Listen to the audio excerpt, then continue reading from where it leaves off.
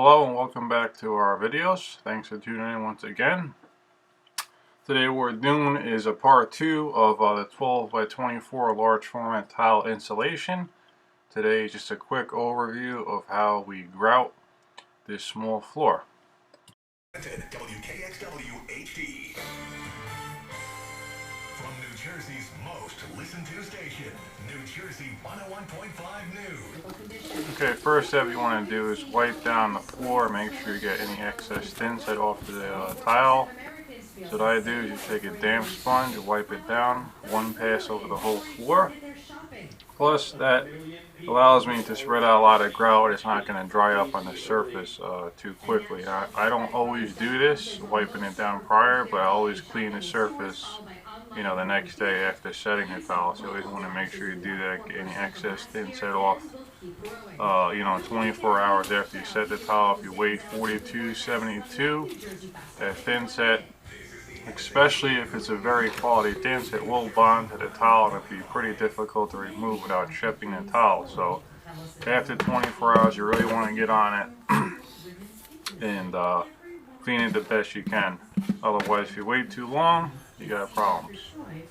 Okay, so here's me putting the grout down. Got my grout float, and I'll show you my process of how I like to spread it. For my patients with amazing results. And one of my patients, Debbie, is here with me today to tell you about her experience. After 3 Vermiva treatments with no downtime or side effects, I noticed dramatic improvement in my vaginal dryness. Alright, this is how I like to spread my grout in the areas. It's in the field pretty much. I like to go on a low angle, keep it flat. You watch as I'm doing this here. So right now I'm getting excess off, doing the edges real well. You want to pack the grout in there well. Don't just do one pass. See, now flat side of my grout, just like I did there.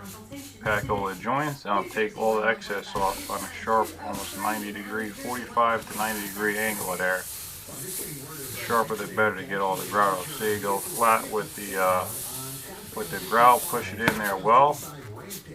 Get it in there good. A lot of guys will just mix up the grout way looser than this, and then just take on about a 45 degree angle and just go one pass over everything. That's getting the grout in there, but nowhere near as this technique. So you really want to pack it in there the best you can. The insulation will last out longer. The grout won't be cracking and falling out in a few years. It'll last for a lifetime. So do it right the first time. You'll have a lifetime insulation without any problems.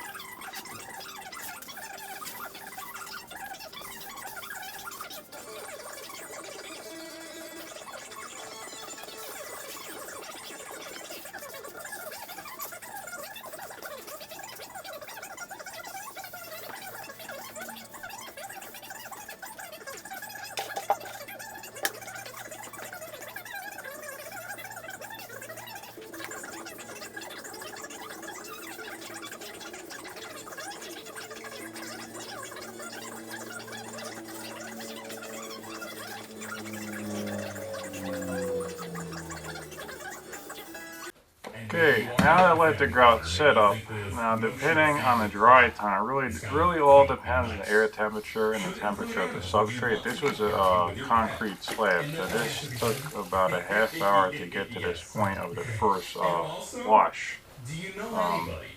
So really you want to just test that every situation is different. I do by feel and by looking at it. I've been doing it for years, so I'm having a good idea when to start wiping it. Now if you're getting on it too soon, you're going to be washing out the grout joints. If you get on it too late, you'll be scrubbing real hard trying to get the grout out. So you kind of have to have a feel for it. The easy way to feel is take your finger, make sure it's nice and dry. Touch the grout on the grout joint. If it doesn't stick to your finger immediately, then you're ready to wash. Now if it does, wait a little bit longer. Just keep an eye on it if you're inexperienced with it. But here's my process. Just on the first wash, I just clean up all the joints, shape them, get them nice and straight looking, flat. The technique I like to do is just go doing the circle pattern. That prevents you from taking grout out of the joints and keeps the joints nice and consistent. Now, as you can tell, some spots get some voids in there, or you miss the spots. So as you go along, this is the time right now to fix any of those imperfections. So always have that grout ready. Don't throw it out yet until the grout job is completely done. And smooth along like that.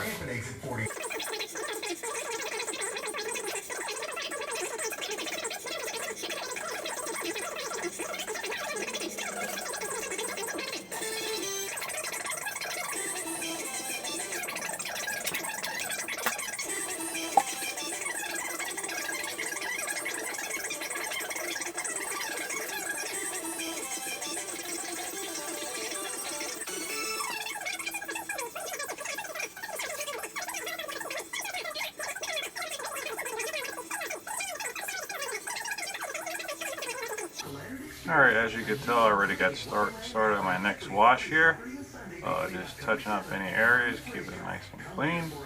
Now for your next wash, it's important that you, anytime you grout really, that you have very minimal water in the sponge. You want to squeeze that very thoroughly. Anyway, the next wash, what you want to do is just want to go one pass on each side of the sponge. So see, one way that way, flip it over, one way that way, done, wash it. That's what you want to do, otherwise you're putting the haze and the grout back on the surface and they keep coming back as it dries. So one time each way, that's it. Just like that, one way that way, done, wash it. Now, if you get any haze after this, it's going to take a few hours for it to come back if it's nice and clean, maybe about an hour or two depending on temperature. You could just repeat this process again, and then if it's still hazy the next day, repeat it one more time, it should be fine. Some guys like to use a dry cloth, to buff off the haze. I've used that technique in the past. I personally don't like it, but you know, this technique will work fine, keeping the haze off, keep it nice and clean. The main thing with haze is people have a problem with it is they keep getting the haze because they don't wipe it in one pass each way on the sponge for the second and third wash here. This is actually my third wash. I had a second wash which I didn't film. This is my third wash to get it nice and clean. So make sure you do it this way and you should pretty much have a haze-free installation.